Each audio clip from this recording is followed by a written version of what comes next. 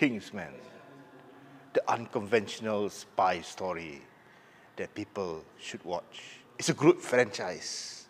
Everybody should tengok. Aku tak tahu nak cakap apa. The Kingsman is an unconventional spy story but with heart dengan personal drama yang elevate the story above normal spy movies. Bukan seperti yang aku expect untuk filem The Kingsman. Dia prequel sampai apa yang dia kata tu, tapi mungkin bukan untuk aku.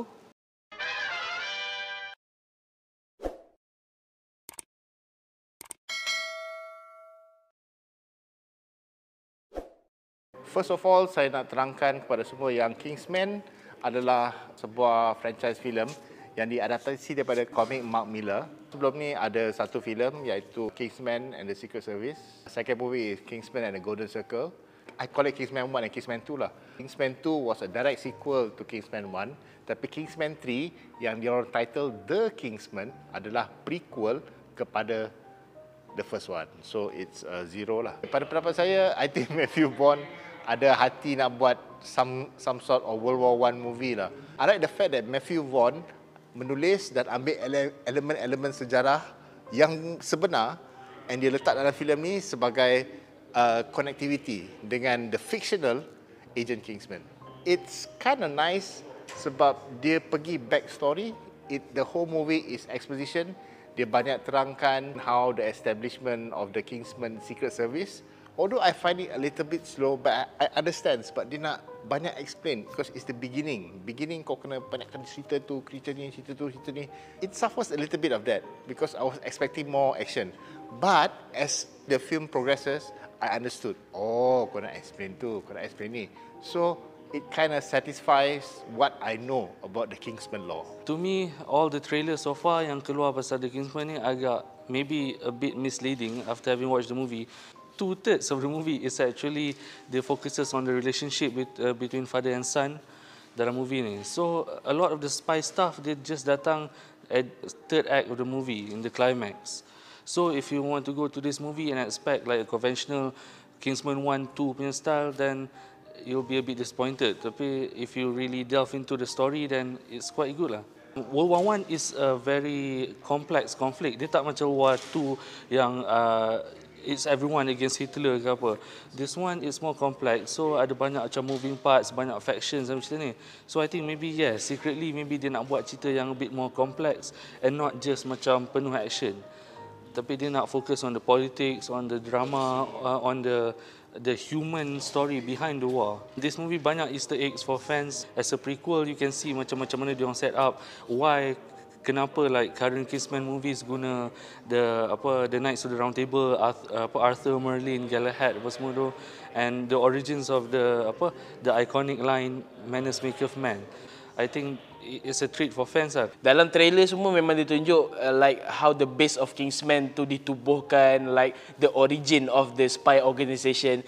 Tapi benda yang dia tak bagi tahu, yang dirahsiakan untuk korang enjoy dalam filem ni adalah kisah hubungan antara bapa dan anak. Dinamik dua orang watak ni, macam mana bapa dia terlampau sayangkan anak dan kenapa Kingsman itu ditubuhkan. Macam mana Kingsman ditubuhkan adalah bukan yang korang sangkakan. Bukannya kerana politik, bukannya kerana perang, tapi kerana bapa dan anak. Itu yang buatkan cerita ni unik dan menarik adalah hubungan bapa dan anak, bukannya filem spy. So since that is 2/3 of the movie, do you feel setengah penonton akan rasa macam kena con ataupun macam aku tak suka filem ni pasal benda ni? Silakan. Ya, sebab filem ni dipasarkan untuk sebagai satu filem spy. Trailer dia pun tunjuk satu filem spy during terbalik-balik dah ayat aku ni, yang berlaku pada waktu Perang Dunia. Tapi tak ada, dia punya action pun biasa, dia banyak meleret, dia banyak bercakap sebab dia more to about macam mana bapa nak bagi sayang kat anak dan anak kena dengar cakap bapa. Dia lebih kepada benda tu instead of, macam aku cakap tadi, instead of war movie or spy movie, it's a family movie about a father and a son. Aku rasa orang akan kecewa. Lagi-lagi peminat Kingsman, dia tak ada benda yang manners make it man, dia nampak benda cool dan dia tak ada hero handsome. Maybe filem kedua. Mungkin lah, mungkin The Kingsman 2 ataupun dengan berita kata Kingsman 3 tahun depan start shooting, hopefully akan ada kaitan ke?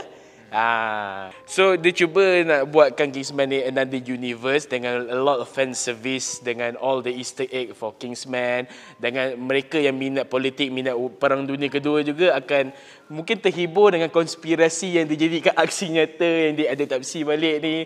Mungkin ada beberapa elemen tu masih akan buat orang ketawa dan rasa tapi most of it is just a drama film. Most of it. Matthew Vaughn, dia tak pernah buat sequel. Dia only buat sequel for Kingsman. It shows his passion for the spy genre lah. Memang dia nak buat a spy movie. And I think this one is closest to James Bond sebab Kingsman 1 and 2, they focus more on the young protagonist. Colin Firth was more like James Bond, tapi he wasn't the protagonist. In this movie, there's a lot more focus on Ralph Fiennes punya character. So yeah, it's more like James Bond in that regard. Memang nampak sangat dia nak buat a spy movie, and he's done a bunch. So I think if he manages to do a James Bond movie in the future, I think it'll be quite good lah. Memang I think he really wants to do one. To me, Matthew Vaughn is one of the very underrated directors out there lah. Aku rasa dia patut not only diserapkan sebagai James Bond, dia patut diserapkan dalam MCU. Kalau korang pernah tengok X-Men First Class, which I still think is a very good superhero film, give him a chance lah. You know, itu dalam panelis BuzzPop pun Nick ada tanya aku siapa director kau nak tengok masuk. Aku cakap terus terang Matthew Vaughn. Aku dah fikir lama lah benda tu. Now, Matthew Vaughn should direct more superhero movies. Not only Marvel, kau pernah tengok Kick-Ass, you know, Stardust, dia adapt banyak fantasy semua. He's a good director. Patut masuk MCU. You think Matthew Vaughn akan direct Bond film eventually? Say with the new Bond. Mungkin bukan untuk big scale movie, mungkin series ke, spin-off yang kecil-kecil, mungkin dia akan diberi peluang sebab dah ada bakat untuk buat story spy yang original.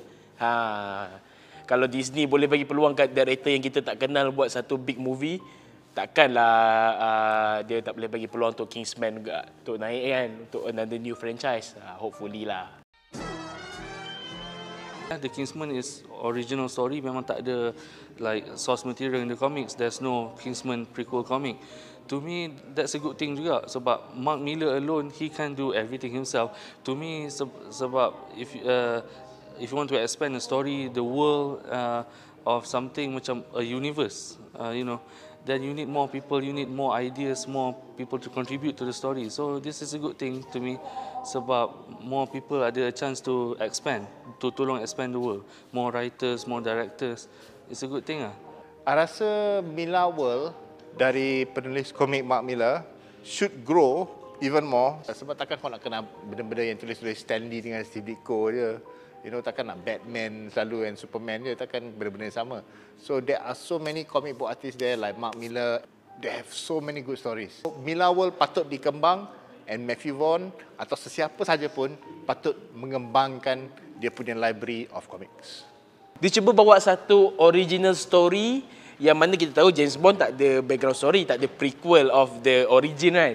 So bila dia diberi peluang untuk buat satu original story yang mana kita tahu Kingsman is based on comic, but the Kingsman ni adalah 100% original story by Matthew Vaughn, langsung tak ada dalam komik, tapi guna a bit of comic character punya nama, just a little bit to make fun, bukan to make fun maksud aku untuk buat lawak ke apa, I mean untuk jadikan the experience a bit familiar for Kingsman punya fans. My favourite villain dalam in the Kingsman is Rasputin, Recifen as Rasputin. Dia buat a very eccentric performance sebab selalu people yang berlakon as Rasputin ke apa, dia tend to do like a creepy, nak buat a scary vibe, tapi ni more like a eccentric, bizarre, weird vibe yang it makes you laugh more than makes you scared. A few of the best action scenes is between Rasputin and the heroes lah. Sebab cara dia fight, he fights like a Russian ballet punya style, like, you know, because he's Russian, so yeah. My favourite villain of this movie is Reaksi as Rasputin because I think he is a very macam chameleon, dia boleh berlakon apa-apa. I'm such a fan of him sejak Notting Hill bila dia main the best friend of Hugh Grant punya karakter. Kalau kau tengok filem ni, Rasputin dia punya range of acting over the top, and it's meant to be over the top, meant to be gila-gila, and meant untuk kita benci. Tapi best thing about the Kingsman, kita benci Watak Rasputin, tapi kita gelak at the same time. Sebab dia pandai ballet. Definitely Rasputin. Dia bukan creepy, dia kelakar. Dia cuba bawa watak creepy, tapi entah kenapa setiap kali dia keluar kat skrin aku tergelak tengok muka dia. But he's a good villain the way he try to bring that kind of character, that character orang kata yang kejam, yang bengis, yang memang kerja nak membunuh tu, muka dia ada tapi jiwa tu tak sampai. Kalau per 10, I'm gonna give it 5/10. Yeah, 5 lah. Itu pun kesian dah. My rating for Kingsman, I'll give a 7.5 out of 10. My rating for The Kingsman is probably 8/10. Sekiranya anda enjoy menonton video ini, jangan lupa untuk like, share dan subscribe kepada BuzzPopTV untuk lebih banyak video-video yang berkaitan dengan pop culture daripada komik, TV, filem, mainan dan juga banyak lagi. Majulah fandom untuk negara.